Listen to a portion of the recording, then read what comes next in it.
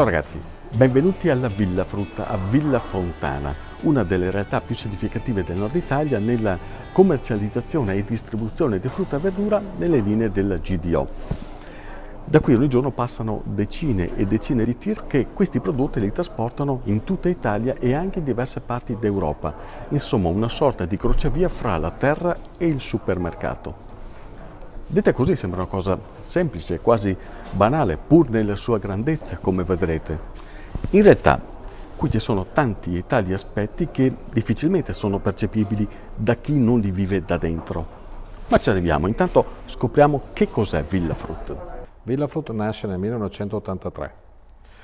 In verità ha delle origini che vengono già dagli anni precedenti, però diciamo che la Villa Frutta, questa realtà, viene costituita nel 1983, quindi tanti anni fa. Attualmente siamo 80 persone, abbiamo 80 collaboratori in questa sede. Noi qui abbiamo un reparto logistico, abbiamo un reparto di manipolazione, di controllo qualità e poi abbiamo tutta la parte dell'ufficio commerciale. I nostri mercati di riferimento sono tutti quei paesi che sono da Verona verso est, quindi immaginiamoci tutto quello che è la corona alpina, dalla Svizzera all'Austria, alla Repubblica Ceca, alla Slovacchia, fino alla Croazia, alla Polonia, tutto questo settore qui. Noi in questa sede riceviamo i prodotti che in precedenza abbiamo pianificato con i nostri partner, con i nostri produttori. La merce viene conferita in queste strutture, qui noi la magazziniamo, viene fatto un controllo qualità, eventualmente viene fatto anche un'etichettatura nel caso in cui fosse necessario con dei private label nei confronti della GDO, che è il nostro prevalente cliente. Poi qui viene evaso l'ordine tutti i giorni, quotidianamente, nei confronti delle piattaforme logistiche dei supermercati. Dalla terra allo scaffale, insomma, una sintesi forse estrema, ma non esaustiva, perché vissuta da dentro, questa azienda va ben oltre il classico schema compro prodotti e vendo sul mercato. Al primo posto tra i punti fermi della filosofia aziendale c'è la sostenibilità, un concetto che è arrivato prepotentemente alla ribalta, soprattutto negli ultimi anni, ma che in realtà questa azienda porta con sé già dal 1970 e che si sostanzia in alcune scelte ben precise, come per esempio quella del rapporto continuo con gli agricoltori, il ricorso a tecniche agricole a basso impatto ambientale, il rifiuto dei prodotti OGM, l'utilizzo di materiali naturali per la coltivazione e poi l'assistenza 7 giorni su 7, 24 ore al giorno, insomma c'è tutta una serie di elementi che connotano chi fa questo mestiere in maniera profondamente diversa rispetto all'essere semplici commercianti. Sì, noi non siamo solo commercianti, nel senso che non possiamo, non viviamo di opportunità. Noi dobbiamo dare una regolarità. Questa regolarità la dobbiamo dare attraverso una pianificazione, ripeto, con i nostri contadini, con i nostri agricoltori. Abbiamo un periodo di fornitura entro il quale dobbiamo dare una costanza, una continuità per qualità, per quantità, per caratteristiche organolettiche. Quindi commercianti è molto riduttivo. Noi abbiamo a che fare col cibo, con la natura e non è una cosa molto semplice da farsi, ma abbiamo imparato a farlo. A me viene da sorridere perché è una cosa magica, bella, alla fine la natura non ci porta niente di nuovo negli ultimi anni, è da secoli che fa così. Noi abbiamo solo imparato a gestirla bene.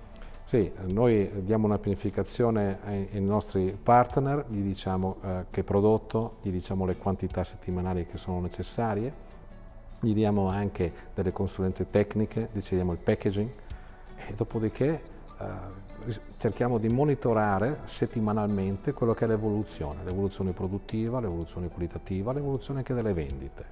Questo è il nostro lavoro. Ripeto, non semplice, non facile, abbiamo le nostre difficoltà, però è la natura, è la cosa che non possiamo controllare. Abbiamo un partner che ci comanda, che è il tempo, che è la vegetazione, che sono i consumatori. Queste sono le nostre variabili più importanti.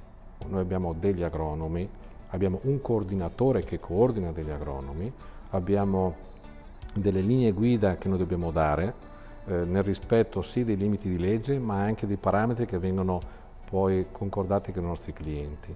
Quindi abbiamo sì un coordinatore che a sua volta si avvale di diversi tecnici direttamente in produzione per stabilire quello che sono sì i trattamenti, i tempi di carenza e il controllo residuale che viene fatto prima della raccolta. Prodotti dunque che arrivano dalla terra. Già, ma da quale terra? Perché su queste banchine non transitano soltanto prodotti italiani. Quindi questa azienda è soltanto un mero punto di passaggio? L'oggetto sociale è indifferente rispetto alla localizzazione?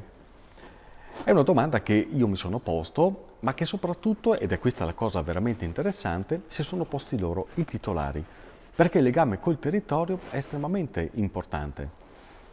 Ed è un concetto che emerge in tutta la sua importanza, soprattutto adesso che siamo a ridosso della Fiera Agricola di San Biagio, che è l'evento clou per la pianura veronese a inizio anno. E per loro può essere un punto di inizio per concretizzare la voglia di rilanciare e di appoggiare il rilancio del mondo agricolo, non soltanto da un punto di vista teorico, ma soprattutto pratico.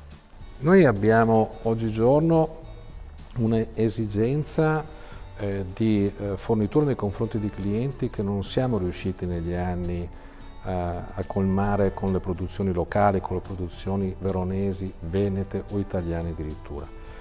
Quindi abbiamo certe referenze che dobbiamo farle all'estero.